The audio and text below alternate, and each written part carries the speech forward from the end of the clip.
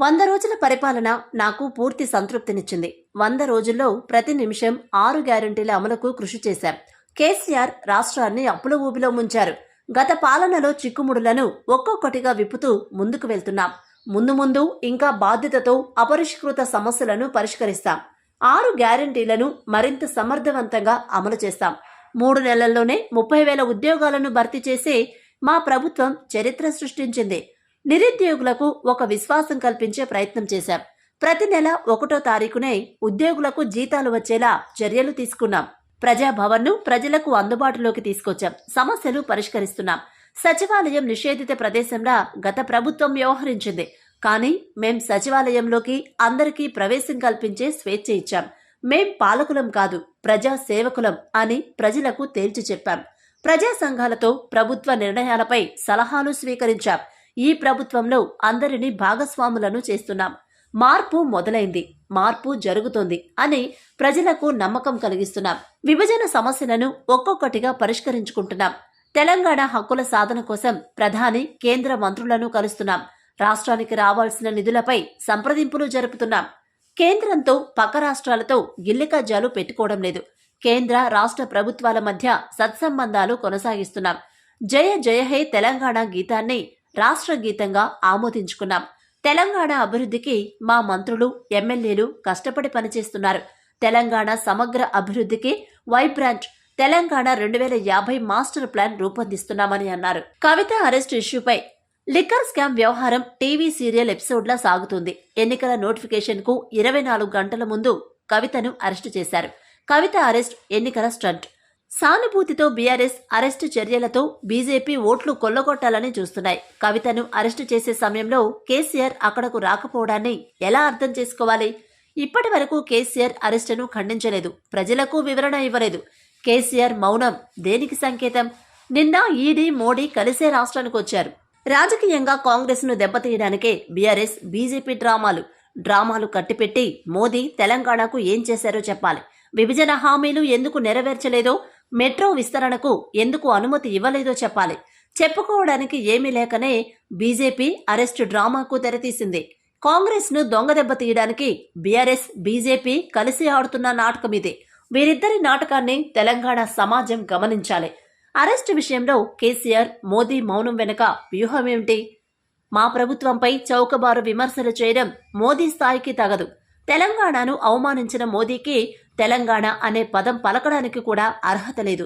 10 ఏళ్ల కేసీఆర్ అవినీతిపై ఎందుకు విచారణ చేయలేదో బీజేపీ నాయకులు సమాధానం చెప్పగలరా? కాళేశ్వరంపై మేం జ్యుడిషియల్ విచారణ చేయిస్తున్నా. విచారణ నివేదికల ఆధారంగా మా ప్రభుత్వం చర్యలు తీసుకుంటాం. మా ప్రభుత్వం కక్ష సాధింపు చర్యలకు పాల్పడుతూ అక్రమాలకు పాల్పడిన వారిని ఎవ్వరినీ వదలం. ఈ ప్రభుత్వాన్ని పడగొట్టాలని ఆలోచన చేస్తే వాళ్లు నిద్ర లేచేలోగా పక్కన ఎవరూ ఉండరు. మీరు పడగొట్టాలని అనుకుంటే నిలబెట్టేందుకు మా ప్రయత్నం మేం చేస్తాం. 10 ఏళ్లు కాంగ్రెస్ అధికారంలో ఉండడం ఖాయం.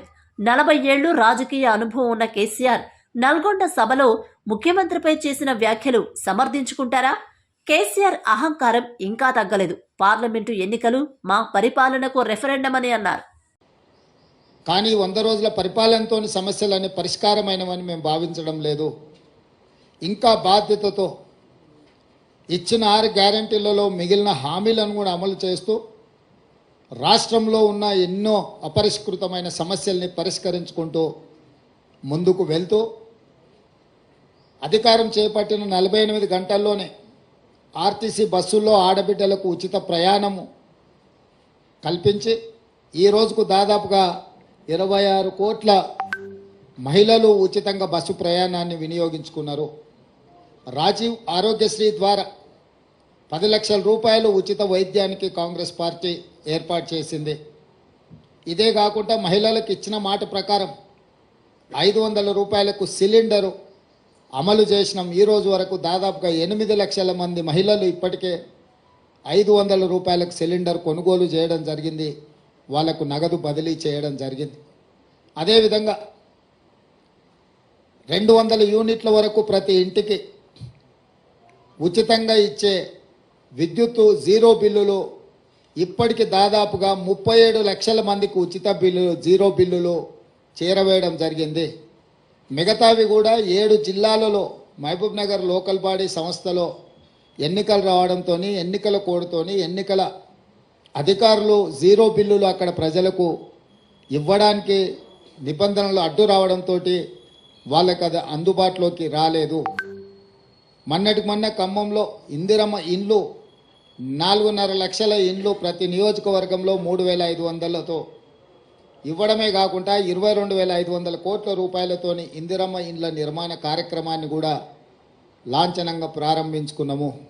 ఇదే కాకుండా 3 నెలల్లో 30,000 ఉద్యోగాలు పారామెడికల్ సిబ్బంది కావచ్చు, పోలీసు సిబ్బంది కావచ్చు, ఎక్సైజ్ సిబ్బంది కావచ్చు, ఫైర్ స్టేషన్కి సంబంధించిన వాళ్ళు కావచ్చు, గురుకుల టీచర్లు కావచ్చు, సింగరేణి ఉద్యోగులు కావచ్చు, రకరకాల శాఖలలో 30,000 ఉద్యోగాలు 3 నెలల్లోనే చేపట్టి ఒక చరిత్రను సృష్టించింది మా ప్రభుత్వము.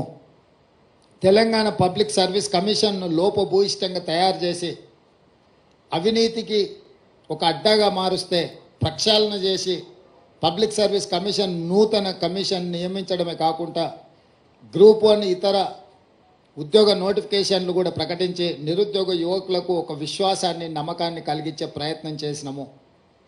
పన్ను ఎగవేతదారుల మీద కూడా కఠినంగా వ్యవహరిస్తూ ప్రభుత్వానికి రావాల్సిన రాబడులు ఆదాయాన్ని స్థిరీకరించుకుంటూ ప్రభుత్వ ఉద్యోగులకు జీతాలు ఇవ్వలేని పరిస్థితి, పెన్షనర్స్కి ఎప్పుడు పెన్షన్ వస్తుందో తెలియని పరిస్థితి నుంచి ప్రతి నెల 1వ తారీఖు నాడు ప్రభుత్వ ఉద్యోగుల ఖాతాలలో జీతాలు వేసి పెన్షన్దారులకు కూడా వాళ్ళ పెన్షన్ సరైన సమయంలో 1వ తారీఖు నాడే వచ్చే విధంగా మా ప్రభుత్వం చర్యలు చేపట్టింది. మీరందరూ కళ్ళారా చూస్తున్నారు.